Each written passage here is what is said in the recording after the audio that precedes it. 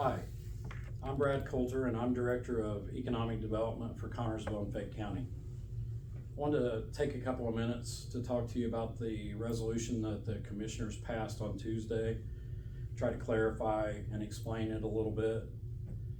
First of all, let me say very clearly, there is no data center project, no discussions about a project, no plans, meetings, or sites of any kind. Zero on the front burner and the back burner concerning a data center. So you're probably asking yourself right now, why would the commissioners pass a resolution prominently mentioning data centers if there is no project? Well, over the last 7 or 8 months since I took this position, I've been running around the state of Indiana waving my arms like I'm on fire, trying to get people to notice Connersville and Fayette County. I've taken meetings all over the state with site selectors and developers and just anybody that I could meet and tell them for 5 minutes about Connersville. About 2 months ago, this resolution presented itself to me. It came from the Indiana Economic Development Court through one of our planning districts. And when I first read it, I was like, but then I left it sit on my desk and I kept looking at it. And as I thought about it, I sort of developed an idea for a strategy. So I started to talk to the commissioners about it.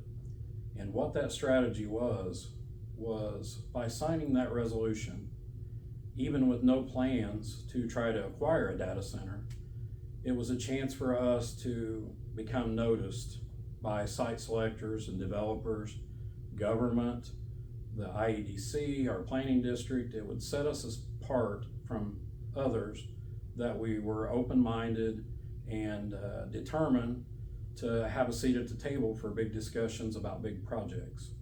And even though we might not be pursuing a data center per se, it would give me a chance to talk to these big shots about Connersville, Indiana, and try to sell our community to them, and hopefully on some project somewhere that connection would pay off. This business is wholly based on relationships and connections and contacts. You have to travel and meet people and try to cultivate and build relationships and try to get them to remember you when things happen. That's what I'm trying to do. That was the strategy behind this resolution, not to acquire a data center. Now, I do want to clarify a few things, and I don't want to be seen as advocating for a data center, because I'm not. And I wholly respect the community's opinions about them. I understand where those opinions come from, but I do want to clarify a few things, because I have learned a lot about the power industry and data centers per se over the last several months.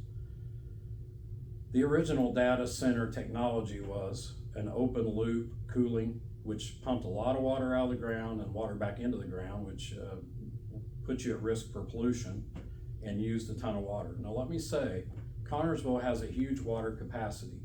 Using a lot of water is not a negative thing. That would be us selling water to a customer. But in this occasion, you would be pumping water back into the ground a lot of times, and that wasn't a good thing. Also, that early technology ate up the electricity resources for communities. The new technology is different. In most cases, future data centers will build out their own technology or their own electricity. They will build generation on site.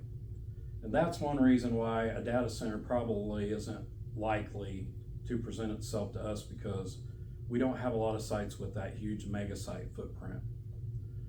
But under the circumstances that you had a data center that didn't get tax abatements and paid full taxes, didn't use a ton of water, didn't pollute, and didn't get on the grid and use electric capacity for the community, it would be a project worth listening to.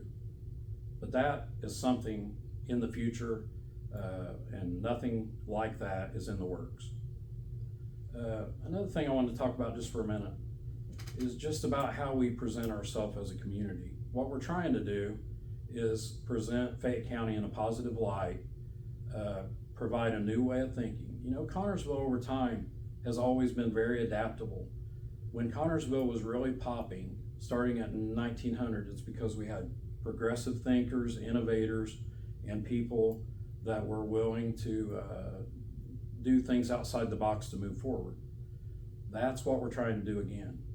Connersville adapts. We started out with a canal. In 20 years, the canal closed. The railroad put it out of business. We had to adapt. We started making furniture. That's what really got Connersville going. We used the railroad to transport those goods, and things really got moving. We started building carriages, and believe me, when automobiles came along, the carriage people were very unhappy, but we adapted. We started to build cars. So the car industry carried us through the late 30s, and we got through the Depression better than most communities because we had those big, beautiful cars that rich people were still buying. In 1937, E.L. Cord decided to move west because he couldn't acquire enough land here to build the airports that he needed to go into the aviation field. He wanted to stay in Connersville, he just couldn't get an airport big enough. So then we had a couple of 3-4 plants sitting here empty, and when World War II started, those plants were ready to go, and we started to build Jeep bodies and airplane wings, munitions, all kinds of stuff.